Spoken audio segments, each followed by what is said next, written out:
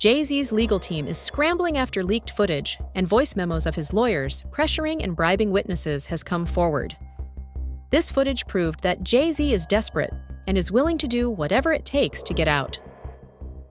Judge has announced that Jay-Z's case will go to trial, and there is enough evidence to implicate Jay-Z. While maintaining he'd let the matter settle itself in court. But now in a new lawsuit, a Texas man is claiming Jay-Z's lawyers are bribing people to sue Busby and his law firm. This 13-page lawsuit was filed on January 3rd in Harris County, Texas, and the plaintiff in the filing is being represented by none other than Busby's law firm, who filed the suit on his behalf. Now, Jose Maldonado, who is the plaintiff in this suit, is suing Jay-Z's attorneys and his company Roc Nation, but not Sean Carter, aka Jay-Z himself. According to the lawsuit, the defendants in this suit are Marcy Bryan Croft, her law firm MJ Legal, Roc Nation, and the law firm who is representing Jay-Z, Quinn Emanuel Urquhart and Sullivan.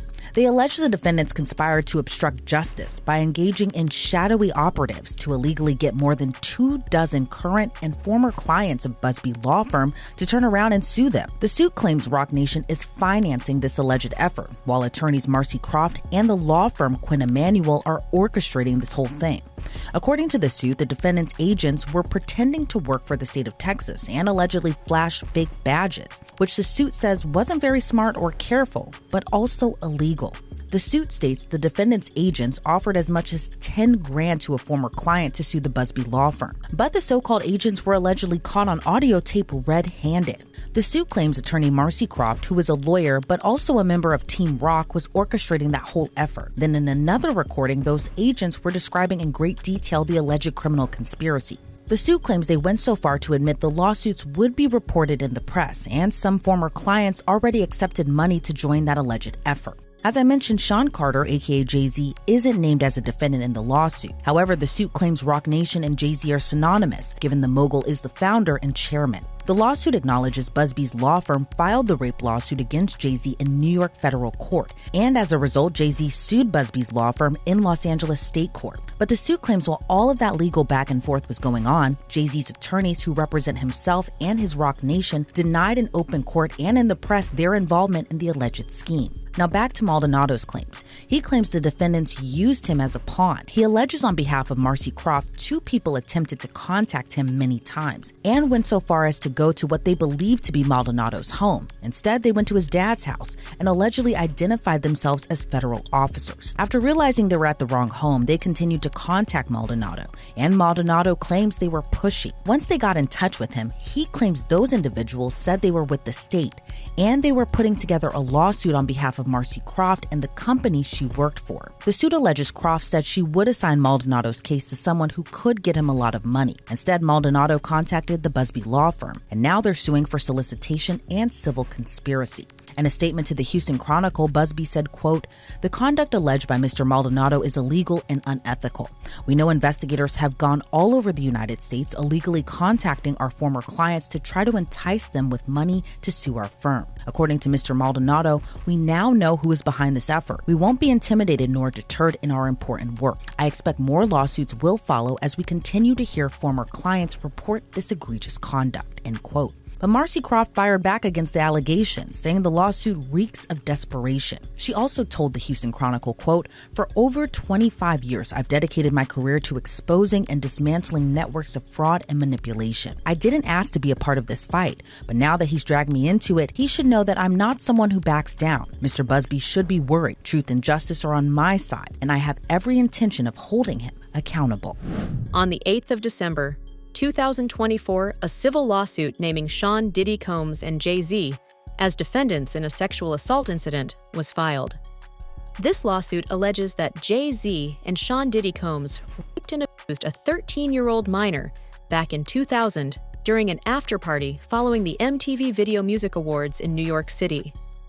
Copies of this lawsuit detail a horrifying tale of sexual abuse and allege that Diddy and Jay-Z were both part of a sex trafficking ring that involved Hollywood celebrities and music record executives. This lawsuit is the latest in a series of lawsuits that have been filed against Diddy, Jay-Z, and Jennifer Lopez. Busby say about Jay-Z, the artist, the businessman? Well, the complaint begins. Defendant Sean Combs, along with his longtime friend and collaborator Sean Carter, drugged and raped a 13-year-old girl at an after-party following the 2000 Video Music Awards. Another celebrity stood by and watched as Combs and Carter took turns assaulting the minor. Many others were present at the after-party but did nothing to stop the assault. Combs had been allowed for years to conduct himself in this manner without any consequences. He believes he is above the law. He is not. His close friend Sean Carter has been with Combs during many such instances described herein. Both perpetrators must face justice. So that seems to suggest that Sean Carter, Jay-Z, was not only present or participated in this alleged, what is essentially a crime, but for other instances. And that's really interesting. That's why I bring up this idea of, could he be hit with more lawsuits if you take these allegations as true? Now, the complaint goes on to say, Combs and Carter were not simply occasional collaborators in the music industry. The two men developed a close friendship that has been well documented from the late 1990s to the present. Together, they attended countless music industry events, events for each other's business ventures, parties, and after-parties. Indeed, the two are apparently so close that Combs stated in 2023 that Carter is the only person, other than Combs' mother, who is allowed to call him by his legal first name of Sean. In 2000, near the height of their fame, power, and influence, Combs and Carter attended the 2000 Video Music Awards in New York City. Afterwards, Combs hosted an after-party for many of the most famous celebrities in the music and entertainment industries, including Carter, which is where the events alleged in this complaint occurred. I should also say that Busby also used this complaint to address an alleged harassment campaign that he claims Jay-Z started after Busby reached out about his involvement in the suit. The complaint reads, Carter was identified in plaintiff's original complaint as Celebrity A. Prior to the filing of this amended complaint, Carter received a letter from plaintiff's counsel requesting a mediation to resolve this matter. Upon present information and belief, Jay-Z responded to said letter by not only filing an utterly frivolous lawsuit, the one that I mentioned before, but by also orchestrating a conspiracy of harassment, bullying, and intimidation against plaintiffs' lawyers, their families, employees, and former associates in an attempt to silence plaintiff from naming Jay-Z herein. This effort was meant to scare plaintiff and to discredit her counsel. That effort failed. Indeed, plaintiff chose to file this amendment as a result of the egregious conduct perpetuated by Carter. The victim, who is now a 38-year-old mother of 2 children, has described the incident in detail and even named several celebrities that were present at this alleged freak-off party. The lawyer for this victim, Tony Busby, has also said that the details presented by this victim are those which no one could have known. The victim has also agreed to a polygraph test and is willing to testify against Jay-Z in the upcoming criminal complaint too. Following this lawsuit, Jay-Z's lawyers have tried various methods, both legal and illegal, to try and get rid of the complaint. Inside the building, plaintiff recognized many celebrities as she entered what appeared to be a large living room or foyer containing a large crowd. Plaintiff attempted to mingle in the crowd and talk to several of the celebrities that she recognized and whom she wanted to see at the VMAs. Waitstaff circulated throughout the room, carrying trays of drinks, and loud music played throughout the venue. Plaintiff observed widespread drug use, including marijuana and cocaine. After attempting to talk to numerous celebrities, plaintiff accepted a drink from one of the waitresses, circulating the crowd. The drink was a reddish-yellow mixture that tasted like orange juice, cranberry juice, and something bitter. After drinking just a portion of that drink, plaintiff began to feel woozy and lightheaded, making her need to lie down. A photograph of an actual exemplar container used by Combs and/or his agents/employees to insert GHB into alcoholic drinks is seen below, and these are the photos included in the lawsuit that show a small plastic container that the plaintiff claims contained drugs at the party. The woman, remember, who claims she was 13 at the time, says she felt woozy and went to look for a place to lay down. Soon after, Combs entered the room along with defendant Carter and a female celebrity, Celebrity B.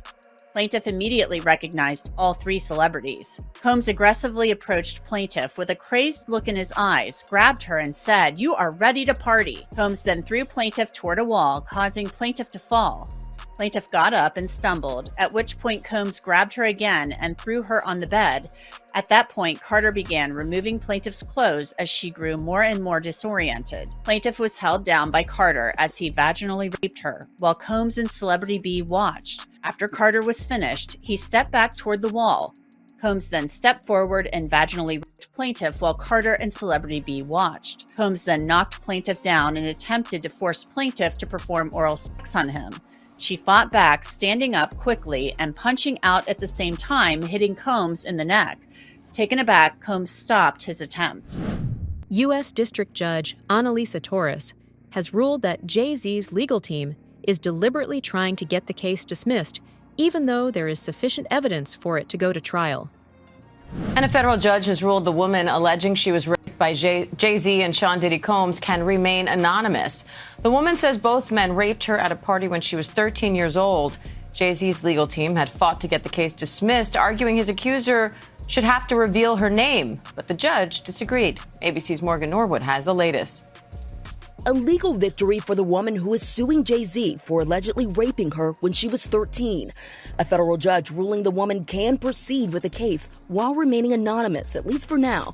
But the judge also chastising the lawyers representing Jay-Z, accusing them of trying to fast-track the judicial process by repeatedly filing motions to reveal the identity of the Jane Doe to have the case dismissed. The judge writing in a 5-page brief that the Carter's lawyers' relentless filing of combative motions containing inflammatory language and ad hominem attacks is inappropriate, a waste of judicial resources, and a tactic unlikely to benefit his client. The court will not fast-track the judicial process merely because the counsel demands it.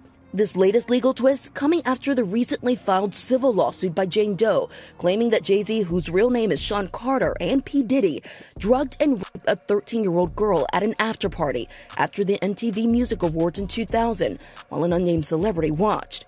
Jay-Z has vehemently denied all the allegations, putting out this statement 2 weeks ago, writing in part, "This is a blackmail attempt." The multi-platinum artist, who was 30 at the time, now a business mogul with decades of hits to his name, with songs like Run This Town. His attorneys have denied everything about Jane Doe's account and pointed to some alleged inconsistencies in her story. It's not just that this story is a lie and that it's not true. It's provably, demonstrably false. This never happened.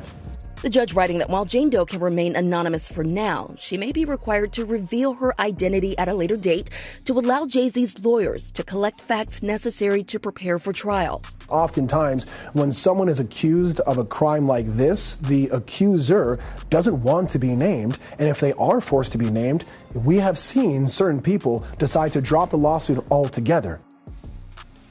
Morgan Norwood, thank you. And Tony Busby, the lawyer representing Jay-Z and Diddy's accuser, says in a statement to ABC News, quote, "I will say that the coordinated and desperate efforts to attack me as counsel for alleged victims are falling flat. We won't be bullied or intimidated." And we did reach out to Jay-Z and his team, but did not get a response. Interestingly, federal prosecutor Naama Rahmani has said that authorities are expecting many more celebrities to either be named in lawsuits themselves or come forward willingly. There is also a big chance of other lawsuits being filed against Jay-Z. According to Fox News host Jesse Waters, there is credible intel to suggest that Ashton Kutcher is ready to testify. So that's that. Now, as far as Jay-Z is concerned, this can really go one of two ways. This might be an isolated one-off case that he has to defend, or potentially it could be a Me Too type situation where other victims come forward. Obviously, we saw that with Diddy and Cassie Ventura. So the coming days and weeks are really going to be telling. And Tony Busby says he has more than 100, maybe up to 300 victims he's representing. So it's going to be interesting to see if any of them also name Jay-Z. And Nima, if such a high-profile name like Jay-Z has come out, could more celebrity names be tied to these lawsuits? What do you think we can expect? No question. This may just be the first celebrity domino, and Jay-Z was unmasked as celebrity A, but let's not forget there's a celebrity B in that same lawsuit that allegedly witnessed the sexual assault, a female celebrity. And there was someone who went on CNN earlier this week and said that his sexual assault was witnessed by another celebrity as well. So I think we're going to see more celebrity names identified very soon. All right, Nima Rani, thank you so much for joining us. As you said, this is one that has entered the court of public opinion. It's nice to have your actual legal advice on it. They'd bring in these people. A lot of these people were also aspiring young artists in the music industry. And then these parties were sponsored by Motown Records CEO, Universal Records CEO. This goes all the way to the top. And so you get these people in compromising situations. The drinks were laced. Their videotapes were hot. And then at the end of the day, you wake up the next morning, what did I do? And then they have compromising material on you. And then they can guide your career. They could kill your career, but they got you. And it wasn't just people in the music business. As you said, there were athletes, there were celebrities, there were politicians, people from the royal family. And we were also told by the former bodyguard that Diddy was an FBI informant. Whoa. So he was a snitch and was feeding information to the feds. And we don't know what that means. We haven't been able to confirm it, but even Little Rod said it's not just like Epstein. It could be worse than Jeffrey Epstein. 50 Cent has also reacted to the lawsuit against Jay-Z and said that he is actually worried about Jay-Z's daughter, Blue Ivy, since she is the same age as Jay-Z's alleged victim.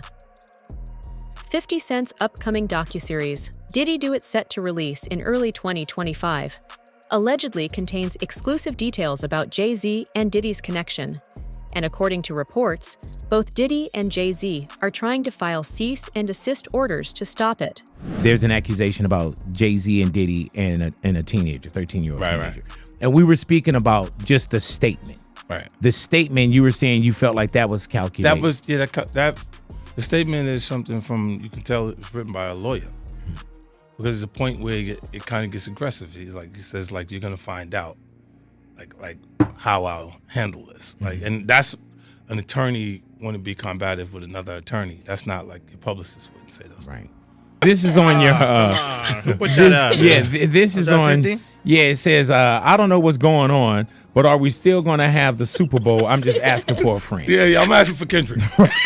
You know, I'm just trying to figure out if we're still doing everything the way. Because look, they will fall back, but the NFL, they won't necessarily be associated to that. Right.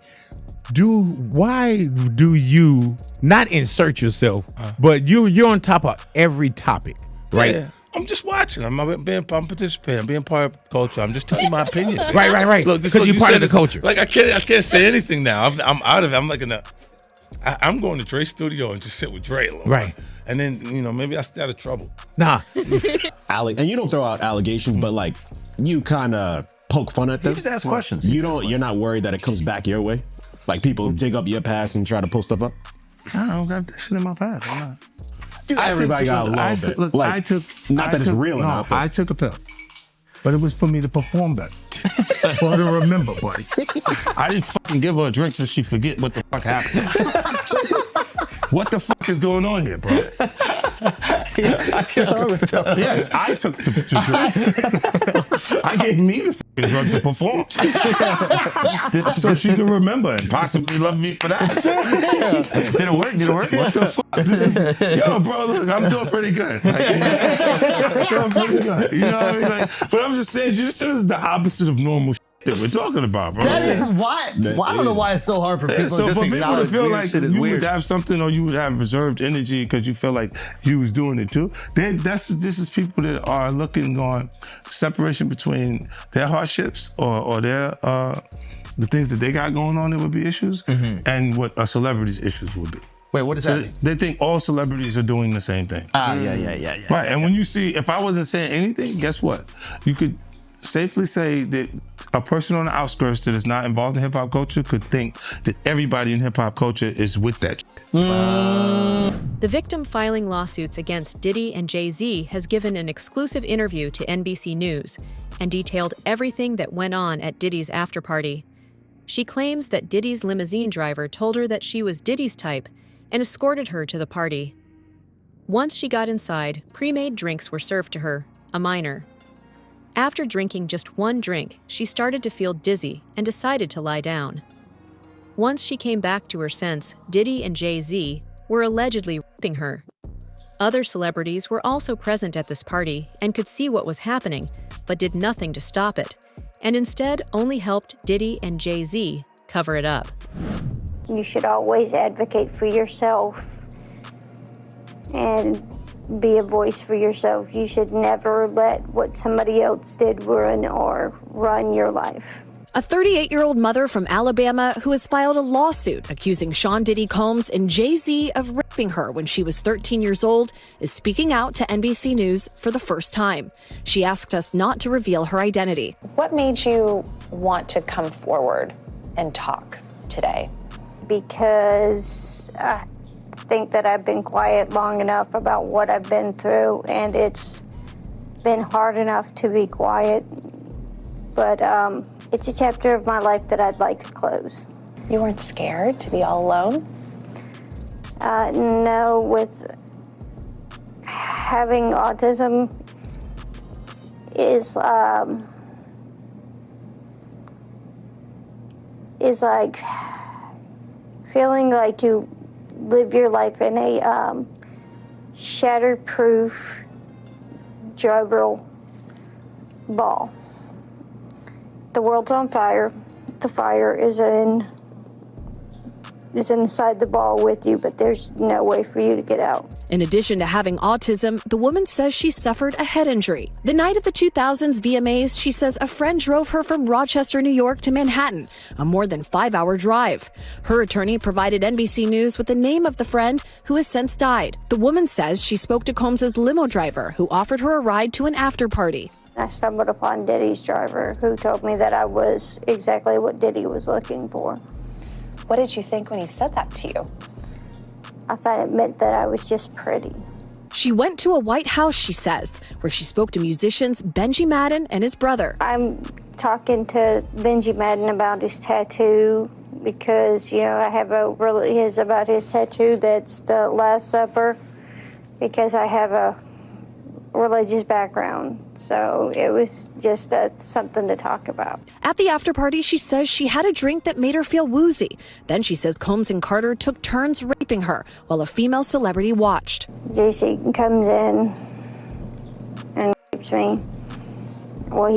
He at that point I was fighting, trying to get away from him, and he put his hand over my mouth and told me to stop it, cut the After the alleged rape, she says she ran to a gas station where she called her father, who picked her up and drove her home. We rode home in silence. He didn't ask me what happened. He didn't ask me what I did or where I was. Every celebrity that was involved with Diddy was in his pocket. Diddy collected dirt and leverage on everyone around him, and allegedly, even Jay-Z was worried. Diddy kept compromising tapes on people that could expose him. Every major celebrity, politician, athlete, and even some members of the British royal family were allegedly being controlled by Diddy. Anybody came out defending Diddy. All these celebrity friends he have, and nobody came out. They brand. It's all about the money. They saw what he did to Cassie.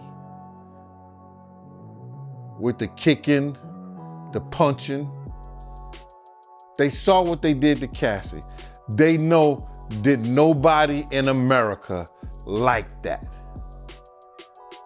So now, these people are represented by a brand. Whether it's something about the music, clothing, movies.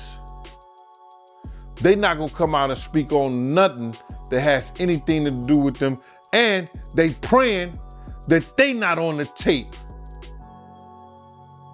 doing crazy stuff, being oiled up in the whole 9 yards. They praying. So until the feds say, hey, yo, listen here. We got you on, hey buddy, we got you on this tape, and girl looked like she was pretty young. We're not gonna show it, but we need you to come and testify against Brother Love, P. Diddy, Puff Daddy, Sean Combs. That's when they're gonna start talking. And they're not gonna be talking in his favor. When the feds come to them and show them what they got on tape, because if he had 250 tapes all over, 250 cameras all over the house, somebody got caught stealing a cookie out the cookie jar. It could be your favorite pastor. It could be your favorite politician. But they didn't think they was being watched. And Brother Love was watching. Yeah, I mean, TD Jakes, he haven't even came out and said anything. And him and Diddy was real cool. Amen. Amen. Yeah, man. And I know the people in the congregation over there is shaking in their boots because this man didn't led them probably, allegedly, probably led them to damnation because those people's hearts are gonna be broken if that man is seen on those tapes doing anything. Because people always put their faith in the pastor instead of putting their faith in God. And what they need to do is understand that he's just a man. And he has a history. It's not looking too good for him. So you feel like celebs are worried that they might be on tape? Oh, they know. That's why they ain't speaking up or saying nothing. Yeah, I was at a Diddy party, but I know I ain't do nothing. When you don't know somebody's taping you, when you don't know that somebody is videoing you in some kind of form or fashion, you got that alcohol, you got the drugs in you, they're a little loose, bruh. They let down all their inhibitions. The music is pumping. He said it himself. He got it so hot in there that you gotta take your clothes off. He said that himself, bruh. Jay-Z and Diddy's legal troubles are spiraling out of control, with shocking allegations and damning evidence piling up. As more victims come forward and lawsuits gain traction, it's clear that the grip these two once held over Hollywood is loosening. Will Jay-Z survive the same prison conditions as Diddy, or will the pressure finally crack their empires?